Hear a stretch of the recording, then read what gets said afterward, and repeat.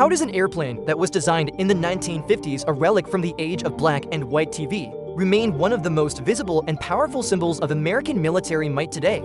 This is the incredible story of the B-52 Stratofortress. It's the bomber built for a nuclear war that thankfully never happened, yet it has somehow outlasted generations of more advanced aircraft designed to replace it. For over 70 years, this A-10 giant has been the backbone of America's strategic bomber force. It's a true aviation paradox. It looks like a grandfatherly figure in a world of sleek, modern stealth jets, yet it still commands respect and instills a unique sense of dread in adversaries. Today, we're digging into the secrets of its unbelievable longevity. We'll go from its creation in the atomic age, through its trial by fire in Vietnam, all the way to its modern role as a high-tech, precision weapons platform. This is how the B-52 became, and remains, a legend of the skies. The story of the B-52 starts in the tense aftermath of World War II. As the Iron Curtain fell across Europe, a new shadowy conflict began, the Cold War. The US military knew that to deter the Soviet Union, it needed a new kind of bomber, one that could fly higher, faster, and farther than anything before it. It needed an aircraft that could carry atomic weapons deep into enemy territory, all the way from safe bases in North America. In 1946, the US Army Air Forces put out a challenging set of requirements for this new bomber. Boeing got the contract, but their first idea was a world away from the jet we recognize today. Early concepts had straight wings and were powered by 6 turboprop engines.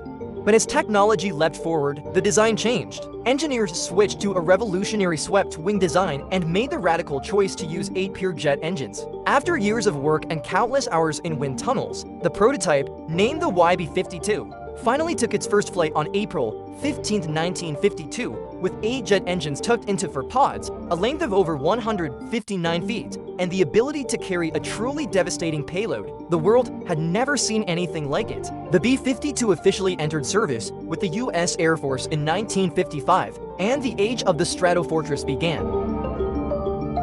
From the day it entered service, the B-52 had one terrifyingly clear job: to be the flying fist of American nuclear power. It was the heart of the Strategic Air Command, or SAC, which kept a fleet of B-52s on constant, hair-trigger alert. For decades, crews were ready to scramble at a moment's notice for a potential one-way mission to deliver nuclear devastation. The B-52 became the most visible and flexible part of America's nuclear triad, the 3-part deterrent force of land-based missiles, ICBMs, submarine-launched missiles SLBMs, and strategic bombers.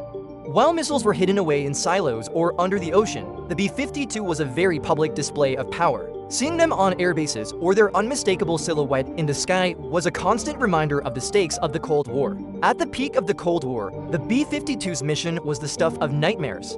During operations like Chrome Dome, a significant part of the bomber fleet was kept in the air 24/7, flying routes that took them right to the edge of Soviet airspace, waiting for a go code that could mean the end of the world. These bombers were armed with nuclear weapons, and the crews knew that a return trip wasn't part of the plan. Today, nuclear weapons are kept in secure storage, but can be loaded by highly trained ground crews. The B-52H can be armed with up to 20 nuclear-capable air-launched cruise missiles, ALCMs. This awesome responsibility is what cemented the B-52's reputation as an instrument of global power. The B-52 was born to be a nuclear bomber, but its first taste of real combat would completely redefine its legacy. In the 1960s, the Vietnam War demanded a totally different kind of air power. So the B-52, designed for high-altitude strategic strikes, was adapted for a new and brutal role: conventional carpet bombing. Codenamed Operation Arclight, B-52 missions over Southeast Asia started in June 1965, flying from bases in Guam and Thailand. Formations of these bombers would drop thousands of tons of bombs on enemy supply lines, bases, and troop gatherings. They released their bombs from over 30,000 feet, so they were often never seen or heard from the ground. The first sign of an attack was the earth-shattering chain of explosions. During the famous siege of Khe Sanh in 1968, the relentless power of these Arc-Light missions was key to breaking the enemy's encirclement. To handle this new mission, the plane itself had to change. In a program called Big Belly, the B-52 model was modified to carry a mind-boggling 108 conventional 500-pound bombs, massively increasing its payload. By the war's end, B-52s had flown over 126,000 sorties. This evolution proved the B-52's incredible versatility. It was no longer just a doomsday weapon, it was a brutally effective conventional bomber. That adaptability was proven again decades later in 1991's Operation Desert Storm, where B-52s fired the opening shots of the air war with cruise missiles and delivered about 40% of all the bombs dropped by coalition forces. So how has an aircraft designed with slide rules survive in an age of supercomputers? The secret is a remarkably tough airframe and a constant cycle of upgrades. While newer bombers like the B-1 Lancer and the stealthy B-2 Spirit joined the fleet, the B-52 is planned to keep flying long after they've been retired. The Air Force has poured billions into keeping the Stratofortress on the cutting edge.